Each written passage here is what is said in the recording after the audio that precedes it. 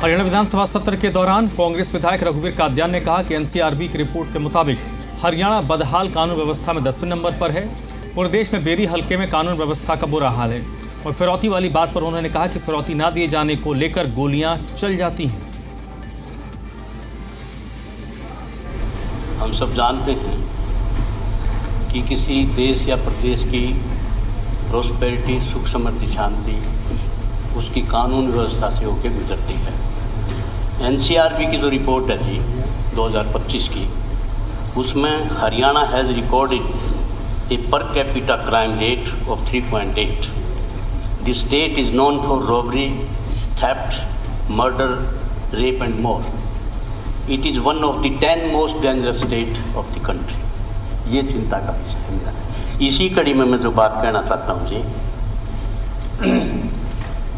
Berry हल्के में कानून व्यवस्था का एक बहुत बड़ा जनाजा निकला हुआ है, क्योंकि वहाँ फिरौती और रंगदारी की 7-8 घटनाएं हो चुकी हैं। फिरौती मांगते हैं, नहीं देते तो 3 दिन 4 दिन हफ्ते के बाद गोलियाँ चलती हैं। बेरी बाज़ार में 5-6 दुकानों पर गोलियाँ चली। सरेआम शराब है वहाँ, सोने की दुकान, उनको सरेआम बाज़ार में जो है गोलियों से भून दिया। गुंगा हलवाई की दुकान, उस पर 2 बार अटैक हुआ। 5 दुकानों पर पुलिस बैठी है और 3 जिनको फिरौती मिली थी वो 3 शॉपकीपर जो वो पलायन कर चुके हैं। तो सीरियस मैटर ये है कि भाई इस तरह की हालात हैं। कमेटी का जो चेयरमैन है म्यूनिसिपल कमेटी का, उसको भी 3 गोलियां दागी गई, फिरौती मांगी गई, नहीं हुआ तो 3 गोलियां मारी 5-6 दिन के बाद। तो ये एक चिंता का विषय है। इसका इसी कड़ी में मैं आपको बताऊँ, दीगल गांव है जी मेरे हल्के का, 20-25 हज़ार पॉपुलेशन का गांव है, और उसमें लड़के फाइनेंस का बिजनेस करते हैं। और वो जो लड़के उसी फाइनेंस के बिजनेस में बहुत उनके रिश्तेदार और बेरी हल्के के बहुत 5-5, 7-7 लड़के हर गांव से जुड़े हुए हैं। उसमें एक जो बड़ा फाइनेंसर था, हंसा सरपंच है, उनका भतीजा था मंजीत अलावत, 6-3 के नाम से जानते थे।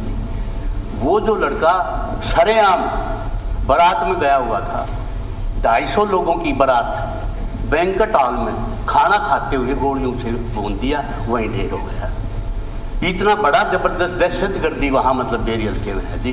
3 दिन के बाद संत है वहाँ एक फाइनेंसर बहुत बड़ा, उसको भी जो है थ्रेट मिला, उसको तो सिक्योरिटी मिल गई। इसमें मेरा कहने का मतलब ये है जी कि आज दीगल गांव जो है वो एक किले की तरह से बना दिया। चारों सड़कें जो वो बैरिकेड कर दी, चारों तरफ पुलिस बिठा दी। तो ये कोई समाधान नहीं है। समाधान इसका ये है कि दुबई या कनाडा में जो बैठे हुए गैंगस्टर हैं उनको जो है लाया जाए। मुख्यमंत्री जी नहीं है, सुन रहे होंगे दफ्तरों बैठे। मुख्यमंत्री जी से मेरा निवेदन है, इंटरपोल के माध्यम से या एक्सटर्नल जो भी तरीका है उन गैंगस्टर को लाया जाए। अगर गैंगस्टर नहीं आएंगे तो शांति स्थापित नहीं होगी। तो इसमें दूसरा मेरा ये है कि जब तक ये ना हो तो उनको जो 15-20 लड़के हैं जो बड़े फाइनेंसर हैं, उनको सिक्योरिटी या गनमैन जो है प्रोवाइड करे जाए। ये नहीं हो तो वहाँ जो फाइनेंशियल जो आर्म्स लाइसेंस के लिए जो अप्लाई कर रखा है तो उनमें नीति में ढील देकर उनको आर्म्स लाइसेंस दिए जाएं।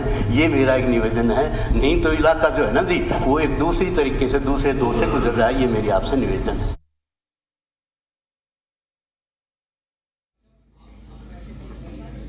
तो आज हरियाणा विधानसभा में लॉ एंड ऑर्डर को लेकर हंगामा हुआ है। रघुवीर कादियान ने कहा, अपने इलाके के कुछ एक उदाहरण उन्होंने आज विधानसभा में साझा किया कि किस तरीके से अपराधी कानून व्यवस्था को चुनौती दे रहे हैं। फिरौती की बात उन्होंने की कि अगर फिरौती मांगी जाती है, फिरौती नहीं दिए जाने पर गोली चलाई जाती है।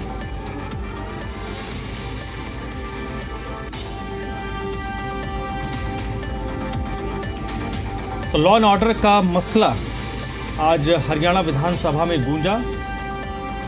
विधायक रघुवीर कादियान ने इस मामले को जोर शोर से उठाया है।